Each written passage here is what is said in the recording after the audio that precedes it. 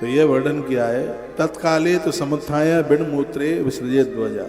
कहते हैं कि भोर में जब आप जाग रहे हैं तो बाथरूम जाने के बाद फिर कुल्ला कीजिए, मुंह धोइए और उसके तत्सा ग्रहण दूरम ततो गत्वा ब्राह्मण प्रावृतस्तथा। सुनिए, मल विसर्जन के लिए बेडरूम से दूर जाइए।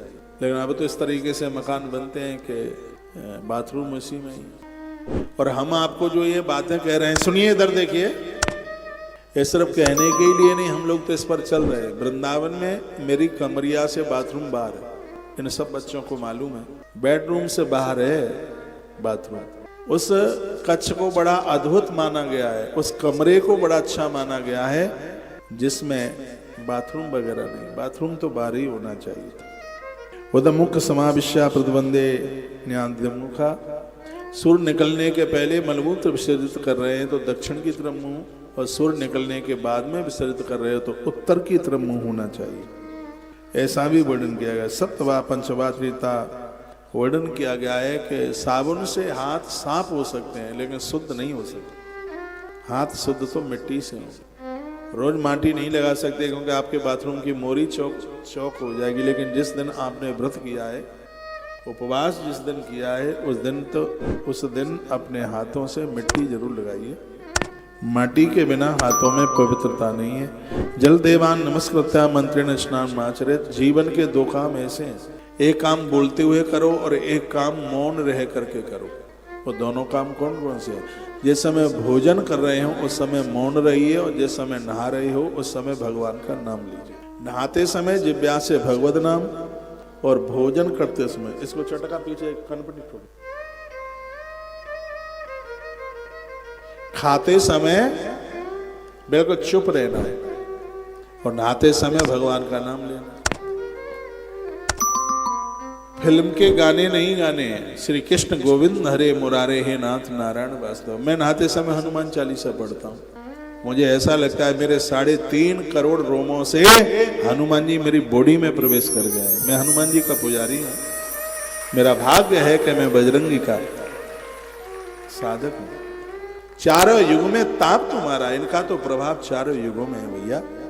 सतयुग में नैमी सारण्य में प्रहलाद जी को ये मिले, त्रेता में राम जी के संग रहे, द्वापर में अर्जुन की ध्वजा के ऊपर बैठे हैं, और कलयुग में बाबा तुलसीदास जी के सन्मुख दिखाई दिए। ऐसे हनुमान हैं जो चारों युगों में, ऐसे बजरंगबली जिनको वंदन प्रणाम जीव का बिल्कुल कल्याण कर। प्रातः सूर्यानुवाकेन सामिंग मस्तमाकृता। प्रातः आप जागते हैं तो एक लोटा जल भगवान सूर्य को दीजिए। हनुमान जी के गुरु जी हैं सूर्यदेव। सूर्य भगवान को अर्घ देने से बुद्धि का बिल्कुल विकास होता है, क्योंकि बुद्धि के देवता। माताओं के लिए चंद्र पूजन, चंद्र दर्शन किसी वरदान से कम नहीं है। पुरुषों के लिए सूर्य भगवान की पूजा भी किसी वरदान से। सूर्य देवता बुद्धि देते हैं और चंद्रमा सौंदर्य देते हैं। पुरुषों को बुद्धि की ज्यादा जरूरत है और माताओं को सुंदरता की ज्यादा जरूरत। बड़ा मुश्किल होता है उन बेटियों के लिए जो सुंदरता में थोड़ा कम है, संबंध होने में भी बड़ी दिक्कत होती है। बेटियां ज्यादातर ऐसे मासूम सी होती हैं, शरीर बहुत हल्का होता है, इसलिए बाहर आने जाने में उनका पूरा ध्यान रखा जाता है। मम्मी पापा कहते हैं तो उन्हें बुरा लग जाता है, बुरा नहीं लगना चाहिए। वो बहुत सहज है, उनका शरीर बहुत कोमल है, उनका बहुत ध्यान रखा जाता है। संसार की हर बेटी को भगवान चंद्रमा को अर्घ देना चाहिए। क्यों? इसलिए चंद्रमा की पूजा करने से कुरूपता नहीं है, हाथ नहीं टूटेगा, आंख नहीं जाएगी, पाम नहीं जाएगा। ये भगवान चंद्र देवता की बड़ी महती कृपा है। एक बात मैं बोल गया हूँ, माताओं के लिए सौंदर्य और पुरुषों के लिए बुद्धि देने वाले। ऐसा नहीं है कि सूर्य पूजा के लिए पुरुषों के लिए माताओं के लिए नहीं है। छठ पूजा होती है उसमें तो सूर्य देवता की ही पूजा है, ये आप सबको पता है। रविवार के व्रत में सूर्य देवता की ही पूजा है, सप्तमी में तो सूर्य देवता की ही पूजा है। ऐसा नहीं है कि पुरुष चंद्रमा की पूजा नहीं कर सकते, आप सूर्य की पूजा नहीं कर सकते। मैं ये निवेदन कर रहा हूँ कि चंद्रमा माताओं को सौंदर्यता दे देते हैं। ज्यादातर से आप देखेंगे इस पूरी दुनिया में पुरुषों से भी ज्यादा सौंदर्य मेरी पूज्य मातृशक्ति, ज्यादातर से देखा गया है। बिल्कुल ये चंद्र देवता की ये बड़ी कृपा। तो सूर्य और चंद्रमा के पुजारी बने, बुद्धि भी मिलेगी, शरीर भी मिलेगा, सौंदर्य भी मिलेगा। तो प्रातः सूर्यानुवाकेन, प्रातः होते हुए सूर्य अष्टक पढ़िए, सूर्य भगवान को वंदन प्रणाम कीजिएगा। गायत्रा जप मंत्रास्ते त्रोर्धम प्राग निक्षेपित। प्रातः काल की संध्या उपासना में माता गायत्री का 3 बार स्मरण करते हुए लिखा है यहाँ सूर्य भगवान को अर्घ दें। स्त्री पुरुष आपको ही है, सबको सूर्य भगवान को अर्घ देना चाहिए, क्योंकि इनकी कृपा से बुद्धि का विकास होता है। हमारे मध्य में डॉक्टर साहब ON Pandey, surgeon, SCPM hospital Godda से आप पधारे। कहाँ बैठे हैं, एक बार देख तो लूँ मैं आपको।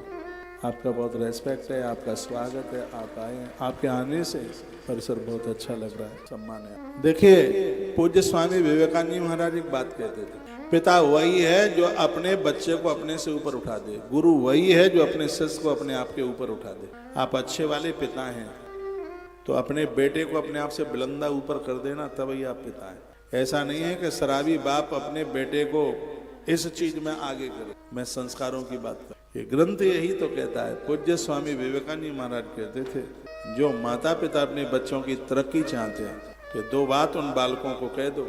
एक तो बेटा सूर्य भगवान को प्रत्येक दिन अर्घ दे। ये काम आपका, एक लोटे में जल भरो, लाल फूल डालो, सफेद तिल डाल दो, थोड़ी सी दूर्वा डालो, बच्चे के हाथ में दो। आज नहीं तो कल, कर नहीं तो परसों, 15 दिन में, 1 महीने में वो अपने आप लोटा भर के सूर्य भगवान को अर्घ देगा। हनुमान जी सूर्य नारायण के ही तो भक्त हैं। हनुमान जैसा विद्वान हनुमान से पहले नहीं हुआ और हनुमान जी के बाद में भी कभी नहीं होगा। हनुमान जी विद्यावान है। गोस्वामी ने लिखा है, विद्यावान गुणी अति चातुर। विद्वान और विद्यावान में अंतर है। विद्वान तो स्वयं के लिए पढ़ लिख करके रह जाता है, लेकिन विद्यावान उसे कहते हैं, उसके सानिध्य में जो आवे उसको भी वो विद्वान बना देता है, उसको विद्यावान कहते हैं। हनुमान जी विद्यावान है। इनके सानिध्य में जो भी आता है उसको बजरंगी विद्वान बना देते हैं, कमाल कर देते हैं, उसके हाथ में चातुरता दे देते हैं। ये बजरंगी की महिमा है। सूर्य देवता ने हनुमान जी को विद्यावान बना दिया। सूर्य देवता को अर्घ आप देंगे, आपको क्यों नहीं बना दे।